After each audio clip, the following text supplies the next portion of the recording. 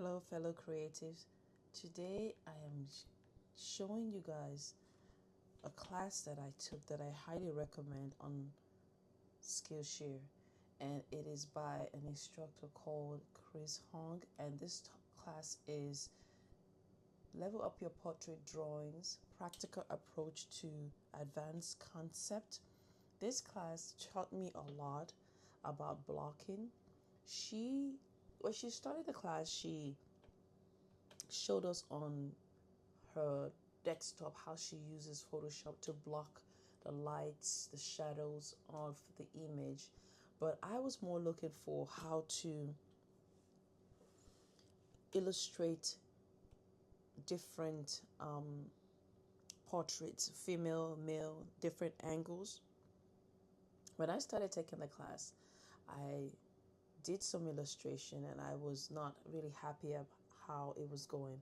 But when she taught me the shading and was giving me different ideas on how to shade, how to highlight, how to look at your portrait, and how to pick up what is the important pieces for you to place on your portrait, it really helped me. So when I did the first one, if you look at my channel, you will see that I did the first figure, and what I say, a portrait, and I was impressed at the level at which I could draw that portrait. But this one is a different portrait that I was really proud of. Normally I would use, so I attempted to start this illustration, and as I mentioned earlier, I would use the Loomis method. But I was impressed at how I could get just by using the lines. I didn't do the circle at first. Normally the Loomis method, you start with a circle and then you would identify where the head is, where the eyes, where the eyebrows, the nose and the lips and the chin are. It's going to be placed on the portrait. But with this one, I just did a line where for the eyes and for the nose and for the lips, and I just kept going at it and following her steps. And by following her, I was able to understand and just see what she was doing, and that really helped me. And so I would really recommend her class for beginners or for advanced level artists. One thing that I'm pushing myself to be able to do is to be able to illustrate a female figure and a male figure, and also animals and landscapes, because my goal is to be able to draw scriptures. So even though I'm holding myself back, I'm so in a hurry to just want to get to what I'm trying to do. But if I don't know how to draw, it would not, I won't say as a perfectionist, I'm breaking out of that, just going with, okay, I know I'm getting better as I'm taking classes on Skillshare, but I'm so in a hurry to just jump to just start illustrating. But I need to learn how to control my watercolor, how to be able to illustrate, how to illustrate animals, and also Photoshop. So there's still a lot for me to learn, but I would definitely recommend Skillshare. One of the things I said early in my video was how I think Skillshare, I believe it's $99 a year, but I was able to get a discount by emailing them and asking them for a discount, and the customer service representative that emailed me back was able to apply a discount for a whole year. So I started Skillshare at the beginning of this year, and so far I would say I've learned a lot. They have a lot of classes from Procreate to, the top instructors are there, and if you're dedicated to it, you will learn a lot, and I highly recommend it. So it's really been helpful for me in learning how to draw, especially knowing where your tones, your shades are. I never really understood that, but by me taking classes more and also using the blending stick, I've had the blending stick for years. I never knew what it was used for. Shading and then smoothing it out using a blending stick. That really something I learned. And also monochromatic illustrations. One of the instructors that I'm going to be taking her class, I've done the first one and I left. I left my in my videos here, you will see one of the classes that I did, and it was by Jane Beata Watercolor, and she really helped me to understand how to illustrate with monochromatic colors. And I have there's another 7-day challenge. So hopefully as I get better, I'll be able to do this 100 head challenge using different mediums. Right now as I'm illustrating, the next thing is watercolor. After watercolor, I want to learn markers. I want to learn gouache. Is it gouache? I want to learn how to use my pastels, pastel charcoal pencils. I have watercolor pencils. I have watercolor pencils that when you illustrate and you dip it in water, or if you use it on the paper or watercolor paper, when you now add water, it's a real watercolor. And then the regular watercolor pencils. And I also want to learn charcoal drawing because I love how gold interacts with charcoal. There's also Procreate, so there's a lot for me to learn. And so I'm taking it day by day, just understanding and leveling up my art so that I can do beautiful arts and achieve the goals that I want to achieve for the year.